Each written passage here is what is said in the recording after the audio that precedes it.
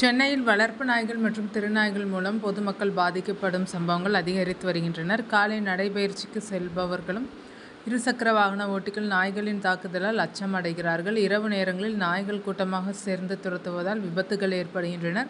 இந்த பிரச்சினையை கட்டுப்படுத்த சென்னை மாநகராட்சி கடந்த ஆண்டு கடுமையான நெறிமுறைகளை வெளியிட்டது. அதன்படி வளர்ப்பு நாய்களுக்கு வாய்மூடி கட்டாயம் அணிவிக்க வேண்டும், ரேபிஸ் தடுப்பூசி செலுத்தப்பட்டிருக்க வேண்டும், உரிமம் பெற்றிருக்க வேண்டும், நாய் கடித்தால் உரிமையாளரே முழு பொறுப்பு, கருத்தடை மற்றும் தடுப்பூசி செலுத்த அறிவுறுத்தப்பட்டது.